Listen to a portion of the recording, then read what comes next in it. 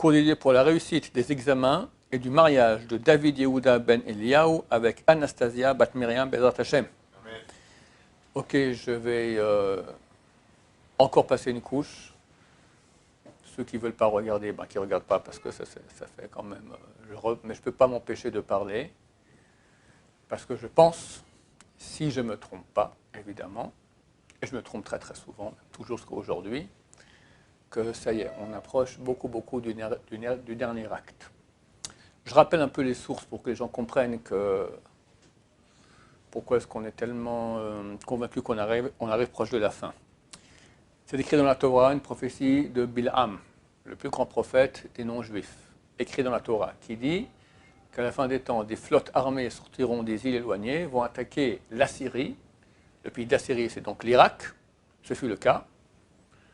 Et à l'époque, Bush appelle Chirac, lui disant « Viens, joins-toi à moi pour faire Gog ou Magog au Moyen-Orient ». Ça a paru dans les journaux français quelques années plus tard. Et donc c'est marqué « Ve'inu Ashur », ils vont persécuter les Assyriens, « Ve'inu Aiver », et ils vont persécuter ceux qui sont l'autre côté. C'est quoi l'autre côté? Dit Rachid, l'autre côté du fleuve, c'est l'Euphrate. C'est donc au nord de l'Euphrate, c'est donc l'Iran. Donc on doit voir des bateaux de guerre venus des îles éloignées, donc l'Amérique, entre autres, d'accord, aller attaquer l'Iran. On est très proche de cela. C'est écrit une deuxième fois dans Daniel. Daniel là-bas, donc le roi Nabuchodonosor fait un rêve, Daniel explique le sens de ce rêve, et il voit une grande statue qui s'écroule, et il y avait 5 matériaux dans cette statue. Et bon, le Malbim, je ne vais pas faire tout le cours maintenant, mais le Malbim explique comment ça se passera. Il y aura une union des peuples occidentaux contre 2 pays du monde musulman, la Babylonie et la Perse. Babylonie, c'est l'Irak, c'est le mot de l'histoire, Bush avec Saddam Hussein, il ne reste plus que l'Iran. C'est écrit une 3e fois dans le Midrash Yalkut Shimoni que l'année où Mashiach vient, il y a une tension entre le roi d'Arabie et le roi de Perse. Le roi d'Arabie va prendre conseil. En Occident, revient le roi de Perse, détruit le monde entier. Comment aujourd'hui, tout ça s'est fait. Donc l'Arabie, c'est l'Arabie saoudite, sunnite, qui est faible du point de vue militaire par rapport à l'Iran, qui est un pays très puissant militairement, par rapport à l'Arabie saoudite. L'année passée, le 14 septembre, on est dans la période, ils ont attaqué des terrains pétrolifères saoudiens, ça fait une grande dépression économique à ce moment-là. Ils ont montré à quel point l'Arabie saoudite est vulnérable. Pompeo, qui a la grande haine des Iraniens, aussi en train de fédérer ensemble donc l'Arabie saoudite avec les Émirats arabes, avec Israël, pour faire un bloc pour aller attaquer l'Iran. La paix avec les Émirats arabes, c'est clair que c'est fait comme ça, super rapide. Pourquoi? Uniquement pour cela. Un général israélien dit qu'il y a de fortes chances qu'il y ait déjà une escadrille de F-35 israéliens déjà stationnés là-bas dans les Émirats. Parce que de là-bas, c'est 100 km pour arriver en Iran, alors que d'ici, c'est presque 2000 km. Donc c'est extrêmement... Et les spécialistes disent qu'au niveau géopolitique, stratégique, ça change toute la carte du Moyen-Orient. Parce qu'avant, on pourrait attaquer l'Iran, il fallait y aller. Aujourd'hui, maintenant, on est chez eux, quoi. Des avions israéliens de l'armée de l'air israélienne ont fait des exercices la semaine passée avec des avions de l'armée de l'air allemande. Et un des grands chefs de l'armée, tout ce que je vous dis, c'est des articles qui ont paru. Hein. Je ne travaille pas dans le Mossad. Et un des grands chefs de l'armée de l'air sont actuellement en Allemagne pour donc faire un accord. Pourquoi? Avec l'Allemagne, qu'est-ce qui se passe? C'est simple. Angela Merkel a fait un discours il y a environ 3 semaines disant que, voilà, du point de vue logique, on arrive à une crise terrible en Allemagne. C'est une grande économiste, elle parle très froidement et très radicalement à l'allemande, très bien. Et voilà, on est fichu. En 2 mots, on va arriver à une crise comme après la Seconde Guerre mondiale. Certainement, Trump lui a dit, écoute, viens avec moi, on attaque l'Iran. 1, moi je trouve tous les marchés américains. 2, tu auras l'aide d'Arabie saoudite qui a plein de cash. Les Émirats arabes aussi. En plus, si on conquit l'Iran, on aura des accords avec on va mettre le fils du Shah là-bas en tant que dirigeant de l'Iran, donc on aura le pétrole iranien à un bon prix. Bon, ça peut faire remonter un peu tout. Et puis de toute façon, quand on fait une guerre, c'est toujours bien pour l'économie. Tout cela et autre chose nous font penser qu'on est très proche du conflit. Autre chose, stupéfiante. Ça fait des années que l'Agence internationale pour le nucléaire veut visiter 2 sites nucléaires en Iran, et l'Iran refuse obstinément. Ils font pression, ils font pression, ils font pression. À la fin, juste dernièrement, l'Iran a accepté. Ils ont vérifié, ils ont trouvé là-bas, le poteau rose, il y a 10 fois plus d'uranium enrichi que ce qui leur est permis. C'est la main dans le sac. Flagrant délit. Réaction occidentale, rien. Rien. Pas un petit « Eh oh, c'est pas très bien ce que vous faites ». Rien. Comment t'expliques ça? Ils savent très bien, dans quelques jours on attaque l'Iran, à quoi ça sert de crier maintenant? Au contraire, quand on va attaquer, on va dire hey, vous avez encore du nucléaire, machin, etc. C'est évident. L'Iran, si moi, rabbin à Jérusalem, je pense à tout ça, l'Iran, qui sont au courant de beaucoup d'autres choses que je ne suis pas au courant, bah, ils imaginent ça aussi. Donc qu'est-ce qu'ils ont fait pour être prêts? Un grand exercice militaire maintenant dans le détroit d'Ormuz, sur quelques millions de kilomètres carrés, comme ça disent les nouvelles, avec des sous-marins, ils ont déjà envoyé des missiles, machin, pour montrer exercice. Mais si vous attaquez, on est là, on est prêt. Ce matin, on voit un article, un Israélien ici dit qu'on soupçonne que ce mardi, où il y aura la signature de traité de paix avec les Émirats arabes, que les Iraniens vont faire une attaque.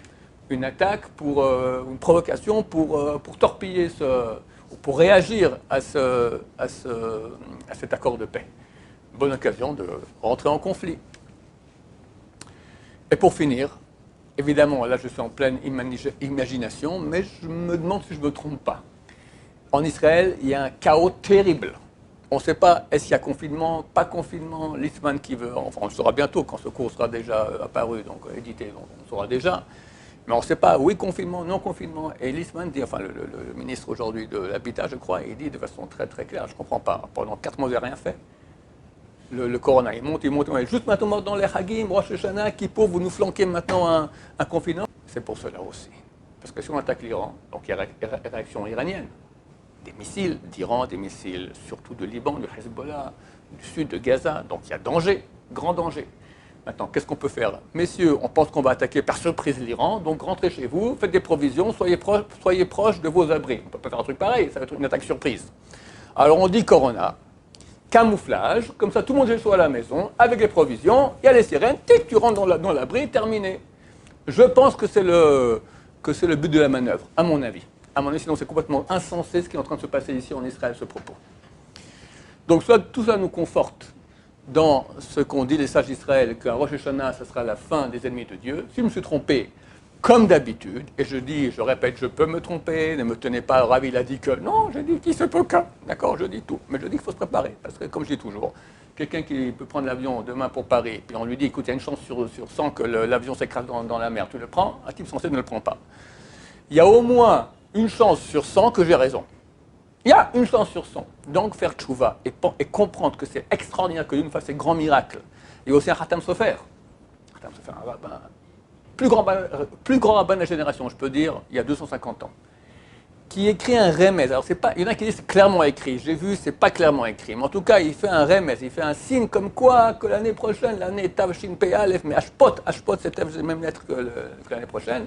Ashpot est des poubelles, Dieu nous relèvera. Alors, c'est pas clair qu'il parle l'année prochaine, c'est pas clair non plus qu'il parle pas de l'année prochaine. C'est pas clair. Voilà. Alors, il y en a beaucoup qui disent oui, on espère. Beaucoup de choses nous font penser cela. Vu que c'est écrit dans le Gaon de Vilna, au nom des Tikkun Zohar, qu'à Rosh Hashanah, c'est la sentence des ennemis de Dieu. Et les ennemis de Dieu les plus grands aujourd'hui, c'est l'Iran. J'ai fait dans d'autres cours, j'ai expliqué pourquoi c'est Amalek. Donc, nous pensons que c'est pour cette semaine avec les deux dieux. Rosh Hashanah et peut-être avant. Qui sait? S'ils attaquent déjà mardi, ben voilà. Et c'est pour cela que le monde, d'autre part, le monde est en souffrance terrible. Partout on pose les yeux, on voit que des trucs complètement anormaux de souffrance. Partout. C'est la grande dépression terrible. Nous on voit partout cela. Ceux qui s'occupent du public, je parle avec des gens, des rabbinim, tout ça, c'est phénoménal. Que faire? Je vous donne un truc extraordinaire. Comme j'ai commencé à dire maintenant, Dieu fait que ça arrive dans une période fantastique. Si Machach arrive à la période du 9 Av, d'accord, c'est fichu, parce qu'on est au mois d'août, la moitié du peuple d'Israël est à la plage, même des religieux vont dans les plages mixtes, Dieu nous en préserve, enfin c'est pas bien du tout. Là, ils sont en train de faire tchouva, ils se rapprochent, et c'est hot. Rosh Hashanah Kippour, c'est la période de grande tchouva. Donc Dieu, il a pitié de nous, il sait que c'est la meilleure période maintenant pour amener la Géoula, que le peuple d'Israël va faire tchouva. Dans la tchouva, tout le monde sait, il faut 3 conditions. 1, reconnaître qu'on a péché. 2, regretter. 3, prendre sur soi d'arrêter. Reconnaître qu'on a péché, c'est facile. Regretter, c'est un peu plus difficile, avec un peu d'effort, on peut y arriver. Prendre sur soi de ne plus jamais retomber, bof, on va essayer. Et ça a l'air énorme. Si c'est sur un truc, encore un peu, mais il y en a 40 qu'il faut changer. Impossible, impossible. Erreur colossale. Il y a 2 choses. Il y a la tchouva pour réparer les péchés, et il y a celle pour être appelée tzaddik. À Rosh Hashanah, on va t'inscrire dans un livre où celui des Rechaïm, des mécréants, était foutu, ou dans le tzaddikim, était sauvé, ou dans les moyens, ça dépend pour si on parle maintenant il y a 2 jugements, celui de l'Olam Hazé et l'Olam Haba. Une partie sont jugés directement, c'est oula, et pour un autre sujet, on attend jusqu'à, c'était moitié-moitié, on attend jusqu'à Yom Kippour. Les gens confondent, croient que pour être inscrit dans le livre des tzaddikim, il faut faire une tchouva totale. C'est faux. Il y a une Gemara dans Kiddushin archi connue. Un rachat gamour, ça veut dire un impie total. Le pire des tordus, méchants, tordus, tout ce que tu veux, juif. D'accord? Il va voir une femme extraordinaire, la fille, je sais pas moi, du grand rabbin, la petite fille du rabbin Chaim Kanievski. Il lui dit, écoute, je te marie à condition que je sois un tzaddik parfait. Prends cette bague-là, voilà, tu es ma femme, à condition que je sois un tzaddik parfait. Il lui met la bague. Cette femme est-elle mariée, oui ou non? On dit, on ne sait pas, peut-être que oui. Et il lui faut un guet. Elle ne veut pas rester avec lui. Comment peut-être que oui? C'est une ordure. Il doit de l'argent à tout le monde, il a roulé tout le monde, il n'a pas rendu, il n'a pas de tchouva, il n'a même pas eu le temps de dire Dieu, je regarde ce que j'ai fait, il n'a rien fait. Il n'a fait ni vidou, ni aveu, ni regret, ni prendre sur soi, il est comme il est. On dit il est peut-être tzaddik gamour, tzaddik parfait. C'est pas possible. La Gemara dit oui. Peut-être qu'il a pensé faire tchouva. Il a tchouva et il a pensé faire tchouva. Messieurs, il y a 2 choses. Il y a réparer le passé. Ça, c'est de la tchouva. Ok, comme je dis, reconnaître, regretter, prendre sur soi. Mais il y a montrer à Dieu, Dieu, je t'aime, je veux me rapprocher de toi. Je ne suis pas un rachat, je suis un tzaddik. J'ai des dettes, j'ai des problèmes, tout ça. On va les réparer. Ok, mais maintenant, ce n'est pas ça le sujet. Je ne parle pas maintenant de réparer mes péchés. Les péchés, ils sont là, je sais. Je te montre juste que je vais t'inscrire dans les des tzaddikim parce que je suis de ton camp, de ton côté. Je veux me rapprocher. S'il a hirher, il a pensé faire tchouva, pas une pensée non plus, rien du tout, sérieux, mais je pense faire tchouva. Je ne sais pas si je vais y arriver, mais je pense, j'ai envie. Déjà, il a appelé tzaddik gamour. Donc, t'imagines maintenant quel cadeau Dieu nous donne. À quoi ça ressemble? Quelqu'un écrit comme ça. Je vais faire un peu différemment l'exemple qu'il donne. On va dire, voilà, il y a 2 élèves d'un grand tzaddik. Et les 2 élèves partent en cacahuète. Bon, et ils disent au tzaddik, moi j'en ai ras le bol, bye bye, je pars. Le tzaddik habite Jérusalem. Et un part. Il fait 200 km. L'autre part, il a fait que 100 km. Celui qui a 200 km, qui est donc déjà beaucoup plus loin du tzaddik, qui était son père spirituel, etc., il dit, mais je suis un tordu, je suis complètement idiot. Ah, allez, je reviens. Il se tourne pour revenir. L'autre, qui a 100 km, je suis bien content de voir qu'il était ce rabbin, me casser les pieds, bye bye. Qui est plus proche? Vous me dire, au niveau des kilomètres, 100, 200, celui des 100 km. Mais pas du tout. Le tzaddik, maintenant, quand il reçoit un appel de l'élève, écoute, code arabe, je reviens. Qui est plus proche? On appelle le deuxième qui a 100 km. Non, alors moi, fini, hein. Celui qui a 200 km est plus proche, parce qu'il s'est tourné vers. Si on veut être inscrit dans le livre des tzaddikim sur Rosh Hashanah, être sauvé, si j'ai raison, c'est la fin. C'est la fin. Je peux me tromper, je répète, je peux me tromper. Il ne faudra pas me dire, Rav Shayel a dit, c'est bon, je ne suis plus crédible depuis très longtemps, on s'en fout, d'accord? C'est fini, je ne veux pas être crédible. Je veux dire, je veux dire aux gens, faites chouva, parce qu'il se peut que c'est la dernière ligne droite. Et tout le monde cela, comme d'habitude. Comme d'habitude, je peux me tromper. Mais peut-être je ne me trompe pas, et ça sent très, très, très fort. C'est le peu que je fais, je ne suis pas un homme politicien, je ne suis rien. Le peu que je fais, comme je ramasse du puzzle, comment on voit des articles par-ci par-là, je comprends très bien que je fais, alors on va attaquer l'Iran. Dans le texte, c'est marqué que c'est la fin. Alors, des fortes chances que ça soit maintenant. Si c'est maintenant, c'est la fin. Et on espère que Mashiach vient jusqu'à Yom Kippour. Comme ça, on fait tchouba, hop, il arrive, et on est sauvé, pardonné, terminé. Et après, quand Mashiach vient, tous les peuples se mettent contre nous, Mashiach, c'est insupportable ça. D'accord? C'est Gog ou Magog. Il y a une Kabbalah, une tradition que Gog ou Magog aura lieu pendant Sukkot. C'est ce que j'espère qu'il y aura les jours à venir. Moi, je vis cela. Peut-être que je me trompe. Les jours viendront, il n'y a pas beaucoup à attendre. Au moins, on ne peut rien faire tchouba. Au moins, comme je dis, se tourner, dire Hachem, je veux me rapprocher de toi, se tourner et montrer. Comme ça, on a inscrit Hachem, tous Am Israël, dans le livre de Tzadikim Gmurim. Mashiach vient pour ceux qui font tchouva. Dieu comprend qu'on est des générations de nuls. La situation est très difficile, les gens sont extrêmement faibles, les problèmes sont terribles. Et Dieu le voit, il demande simplement, revenez vers moi. On va revenir, on s'inscrit tous dans le livre des Tzadikim, on va recevoir Mashiach très bientôt, Be'ezrat Hashem, Amen, Amen, Berachamim Gdolim.